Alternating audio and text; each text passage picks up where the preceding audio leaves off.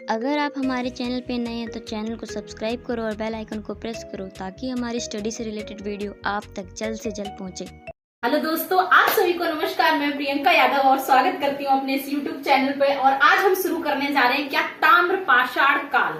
आपने इससे पहले वाली अगर पूरा पाषाण काल की मध्य पाषाण, निम्न पाषाण, उच्च पाषाण अगर ये सब नहीं देखी है वीडियो तो इससे पहले वाली वीडियो देखें, तभी आपको आगे का समझ में आएगा।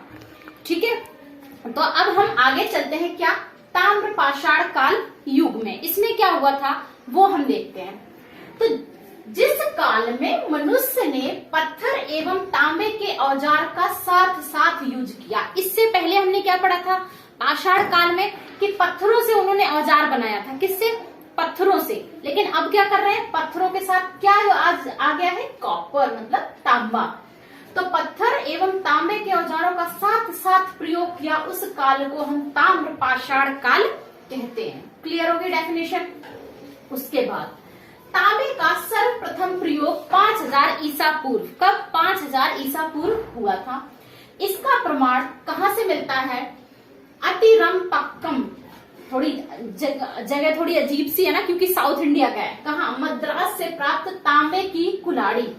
तो वहां मद्रास से क्या प्राप्त हुई थी, तांबे की कुल्हाड़ी। एज इट इज आपको ये नाम याद रखने होंगे। ठीक है, उसके बाद ताम्र पाषाण युग, ताम्र पाषाण युग के लोग मातृ देवी की पूजा करते थे। हो गया तुम्हारा इंपॉर्टेंट क्वेश्चन, मातृ देवी की पूजा करते थे। उसके बाद इस बात का प्रमाण कहाँ से मिला है, इस बात का प्रमाण इनाम गांव से एक मातृ देवी की प्रतिमा मिली है। और ये इनाम गांव कहाँ पर है, महाराष्ट्र में। क्लियर हो गया। क्या हमने पढ़ा, ताम्र पाषाण की डेफिनेशन पढ़ी, कब का है, 5000 ईसा पूर्व का। ठीक है, इसका प्रमाण कहाँ से है, मद्रास से। फिर इसके बाद मातृ देवी की पूजा होती है, इसका प्रमाण कहाँ से, इनाम गांव महाराष्ट्र से। उसके बाद दैमाबाद महाराष्ट्र में, यहाँ पर क्या खास बात हुआ, दैमाबाद महाराष्ट्र गोदावरी नदी के तट पर, गोदावरी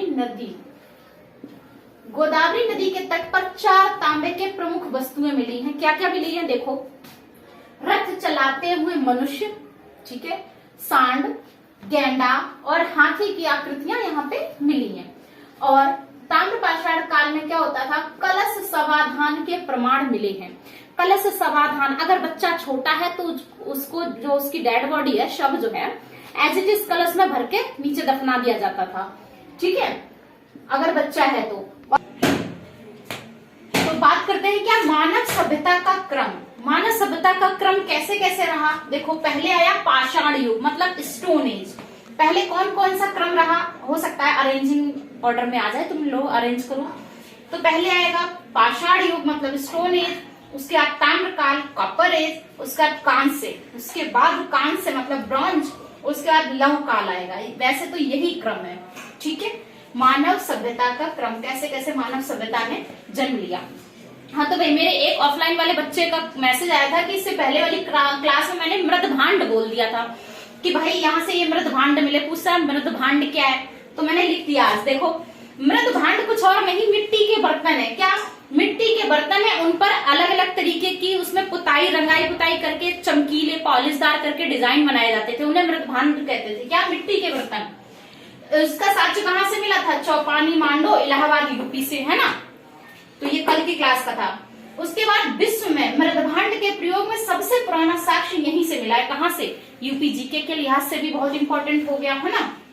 ठीक है, धातु युग, बात करते हैं आप किसकी, धातु युग की। क्या है धातु युग में, देखते हैं। नव पाषाण काल के अंतिम चरण में, ठीक है, नव पाषाण काल के अंतिम चरण में धातु का आरंभ हुआ। ठीक है, अच्छा, धातु युग के 3 चरण है, कौन कौन से, ताम्र युग, इसी ताम्र युग को गंगा घाटी ताम्र निधि युग के नाम से भी जाना जाता है। ठीक है, तो ताम्र युग से कुछ एग्जांपल ले लेते हैं। क्या मिला है, हाथ की कुल्हाड़ी मिली है, हाथ की कुल्हाड़ी, हैंड एक्स। और क्या, भाले मिले हैं और मूर्तियां प्राप्त हुई हैं। कहां से? ताम्र युग से। तो 3 चीज मैंने बता दी, क्या, हाथ की कुल्हाड़ी, भाले और मूर्तियां। उसके बाद बात करते हैं किसकी, कांस्य युग की। पहला ताम्र युग, दूसरा कांस्य युग, ठीक है, दूसरा कांस्य युग। उसके बाद क्या है, मिस्र, मेसोपोटामिया, जो नील सभ्यता है। नील सभ्यता ने किस सभ्यता का, नील नदी ने किस सभ्यता का उदय किया है, मेसोपोटामिया का। तो ये वही मेसोपोटामिया है। मेसोपोटामिया जो यूनान और सिंधु घाटी सभ्यता जो हमारी है उनका कांसे का यूज हुआ है। मैं चाहती तो तुम्हें ये सब पढ़ाए बिना ही, मतलब ये सिखाए बिना ही हड़प्पा युग पढ़ाने लगती, लेकिन ये बेसिक जानना बहुत जरूरी है कि कब कौन से युग में हुआ है। ठीक है, तो सिंधु घाटी सभ्यता और मेसोपोटामिया का किसमें हो रही है? कांस्य युग सभ्यता में उदय हो रहा है। उसके बाद जो ताम्र युगीन सभ्यता थी वो ग्राम्य संस्कृतियां थी, और कांस्य युगीन क्या शहरों की स्थापना हो गई। ग्राम्य युगीन, कांस्य युगीन में क्या शहरों की स्थापना हो गई। भारत में इसी ग्रुप में, इसी युग में क्या होता है? हड़प्पा संस्कृति, कहने का मतलब सिंधु घाटी की सभ्यता का उदय हुआ है। ठीक है, उसके बाद बात करते हैं, तो इसीलिए सिंधु घाटी सभ्यता को क्या कहा जाता है? कांस्य युगीन सभ्यता। ठीक है, उसके बाद बढ़ो लौह युग पे, ये तीसरा हो गया तुम्हारा लौह युग। एशिया माइनर, तुर्की के हिटराइट जाति, कौन सी जाति? हिटराइट जाति के लोगों ने लोहे का निर्माण की तकनीकी खोजी। तो लोहे निर्माण की तकनीकी किसने खोजी है? हिटराइट जाति के। कहाँ के? तुर्की के। कौन से? एशिया माइनर में। ठीक है, अच्छा, भारत में लौह युग का आरंभ 1000 ईसा पूर्व के लगभग माना जाता है। क्वेश्चन हो सकता है कि भारत में लोहे का यूज कब से दिखा रहे हैं? तो 1000 सन ईसा पूर्व से। अब है स्टार पॉइंट। उससे पहले भारत में सर्वप्रथम लोहे का प्रचलन ईरान के, भारत में लोहे का प्रचलन कहाँ पे? ईरान के हखामनी शासकों द्वारा किया गया। ठीक है, उसके बाद अथर्ववेद में उल्लेखित श्याम अय्यस से तात्पर्य है कि लौह, इसका क्वेश्चन बनेगा कि किस वेद में लौह धातु का जिक्र है या उल्लेख हो रखा है? तो किसमें? अथर्व में। अथर्व में उल्लेखित श्याम अय्यस से तात्पर्य है लौह धातु से। उसके बाद भारत में लोहे का साक्ष्य जो 1000 ईसा पूर्व है, ये कहाँ से प्रमाण मिलता है? ये कहाँ से मिलता है? एटा जिले के अतरंजी खेड़ा से प्राप्त होता है। कहाँ से? अतरंजी खेड़ा से। पढ़ लिया, पाषाण काल पढ़ लिया। ठीक है, धातु युग पढ़ लिया, ताम्र पाषाण युग पढ़ लिया। ठीक है, अब जब तुम्हें इतना पूरा सीक्वेंस पता चल गया है, तो अब हम बढ़ते हैं कहाँ पर? हड़प्पा सभ्यता को पढ़ने। ठीक है, तो अभी जैसा कि हमने पढ़ा था, जब कांस्य युगीन सभ्यता पढ़ रहे थे, हमने क्या पढ़ा कि हड़प्पा सभ्यता क्या थी? कांस्य युगीन सभ्यता। वही हमारा हेडिंग होगा क्या? हड़प्पा संस्कृति, कांस्य युग सभ्यता। क्या? हड़प्पा सभ्यता कौन सी है? कांस्य युगीन। पहला क्वेश्चन एकदम रेडी। प्रथम तो हड़प्पा सभ्यता का क्या? हड़प्पा नाम क्यों पड़ा? क्यों पड़ा? क्योंकि सबसे पहले खोजा गया स्थल क्या था? हड़प्पा ही था, उसी के नाम पर ये पड़ा है। पढ़ लेते हैं डेफिनेशन कि प्रथम अवशेष हड़प्पा नामक स्थल प्राप्त होने के कारण इसका नाम हड़प्पा सभ्यता पड़ा। क्लियर? उसके बाद अधिकांश, क्या? अधिकांश जो स्थल थे सिंधु नदी के किनारे अवस्थित थे, इसलिए इसको क्या कहा गया? सिंधु युगीन सभ्यता कहा गया। हालांकि मैं यहाँ पे एक बात क्लियर करती हूँ, जो गंगा और सिंधु के बीच में एक और नदी पड़ जाती थी, कौन सी? सरस्वती। तो सिंधु से ज्यादा क्रेडिट किसको जाना चाहिए? सरस्वती नदी का। ठीक है, तो इसको अगर सिंधु सरस्वती हड़प्पा सभ्यता कहा जाता है तो भी वो गलत नहीं होगा। आगे बढ़ो। यह नगरीय व्यवस्था थी। कैसी थी? यह नगरीय व्यवस्था थी। अभी हमने पढ़ाई था कि ताम्र में क्या था, जब हम वहां पे पढ़ रहे थे ताम्र में कि वो थी ग्रामीण, और जब कांस्य में पढ़ रहे थे वो थी शहरी। तो ये वाली कैसी होगी? शहरी ही होगी। यहां से क्लियर हो गया डाउट। तो भारत में प्रागैतिहासिक मतलब प्री हिस्टोरिक, फिर तुम पूछोगे इंग्लिश हिंदी, प्रागैतिहासिक मतलब प्री हिस्टोरिक स्थलों को खोजने का कार्य कौन करता है?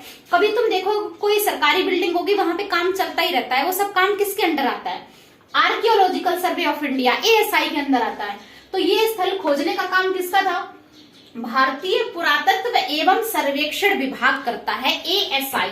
इसको क्या कहते हैं? Archaeological survey of India. Archaeological survey of India की स्थापना कब होती है? 1861 में, 1861 में। तो ASI के भारत में जन्मदाता किसको कहा गया है? देखो, अलेक्जेंडर कनिंघम में, अलेक्जेंडर कनिंघम को क्या कहा गया है? भारत में ASI के जन्मदाता। ठीक है, लेकिन भारत के पुरातत्व विभाग का श्रेय किसको जाता है? किसने पहले शुरुआत करवाई है? किस अंग्रेज ने? किसका नाम आएगा? तो लॉर्ड कर्जन, ये वही लॉर्ड कर्जन है। ठीक है, को प्राप्त है। अब क्या होता है? 1921 में एएसआई के महानिदेशक जॉन मार्शल थे। पूछ भी सकता है कि जब इनकी हड़प्पा सभ्यता की खोज की उस समय एएसआई के महानिदेशक कौन थे, इसलिए पहले ही क्लियर कर दिया क्या कि 1921 में एएसआई के महानिदेशक जॉन मार्शल थे।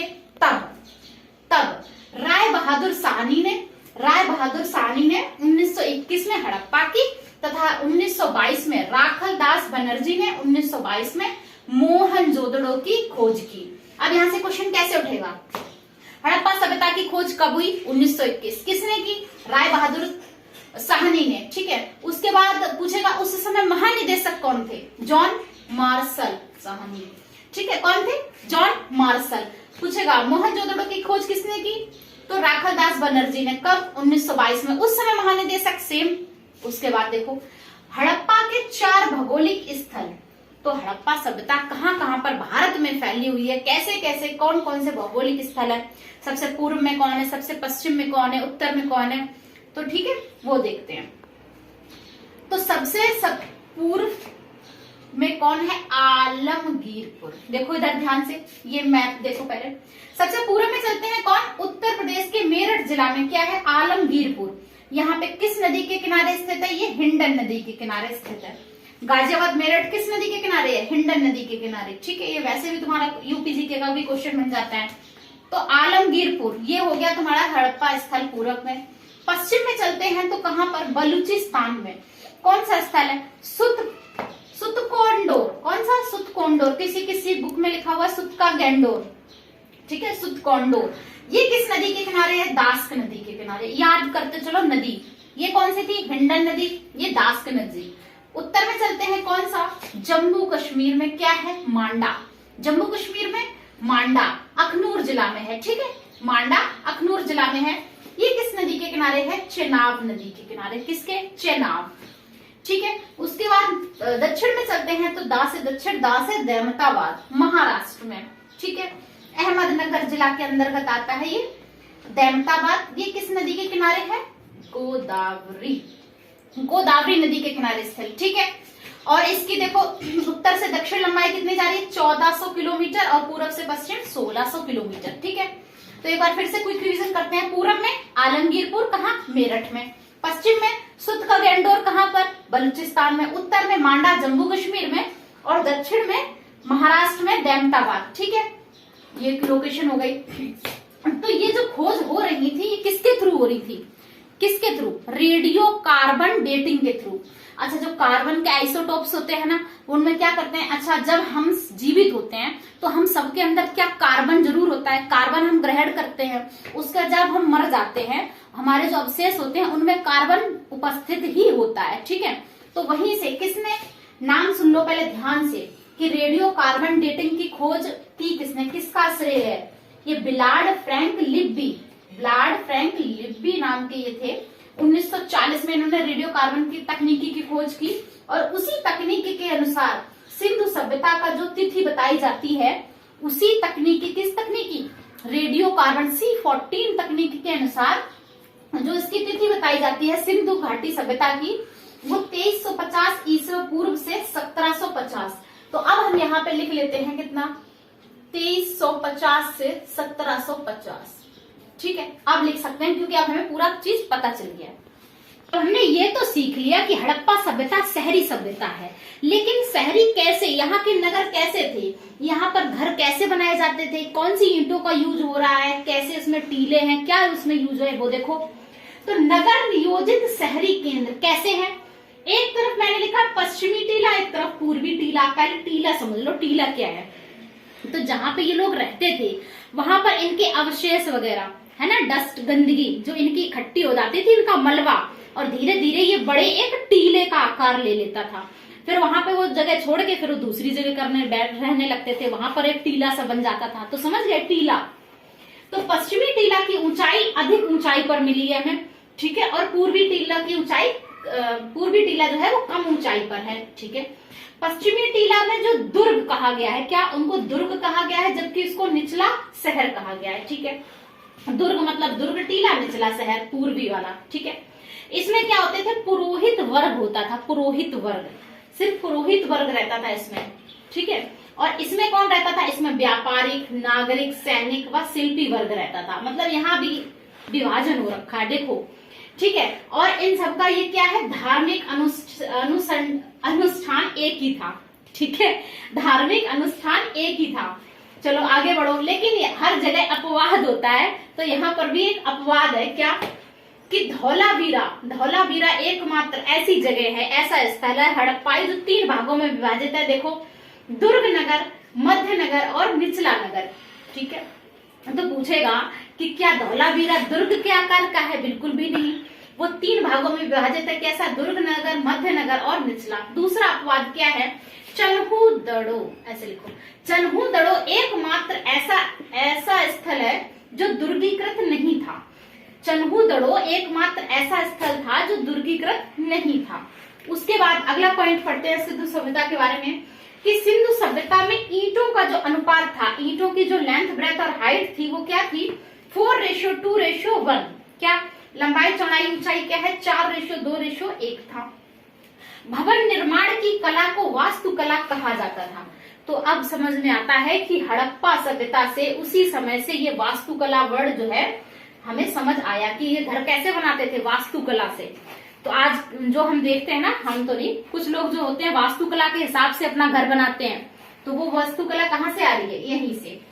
सड़कें एक दूसरे को समकोण मतलब 90 डिग्री पर एक दूसरे से काटती हुई चौड़ी बनाई जाती थी, जिनके किनारे नालियों का उत्तम व्यवस्था थी। नालियों, जैसे ये सड़क है तो इसके किनारे नालियां हैं और बहुत ही अच्छी उत्तम व्यवस्था है, ठीक है।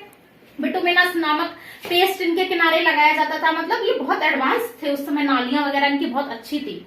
और जो भवन, ये भवन निर्माण हम पढ़ रहे हैं ना, भवन निर्माण जो था 2 मंजिल भी होता था। क्या होता था? इनमें रसोई भी होती थी, कमरे होते थे अनेक, और आगे का आंगन भी होता था इनके भवनों में, ठीक है। हाँ, तो अब क्या? कृषि, पशुपालन, व्यापार, ठीक है। और हड़प्पाई नगर कहाँ पर क्या है, कौन सा हड़प्पा स्थल है, वहां से हमें क्या प्राप्त हुआ है, ये हम देखेंगे अगली वीडियो में। छोटी वीडियो है ताकि आप बोर ना हो और अच्छे से नोट्स बना सकें, ठीक है। और सुनो, अगर इससे पहले तुमने पाषाण काल वाली वीडियो नहीं देखी है तो पहले उसे देखें, उसके नोट्स बनाएं, फिर इसके नोट्स बनाएं, ठीक है। तो और उस वीडियो का जो लिंक है वो मेरे डिस्क्रिप्शन बॉक्स में आपको मिल जाएगा। ओके, वीडियो को ज्यादा से ज्यादा शेयर करें। Thank you.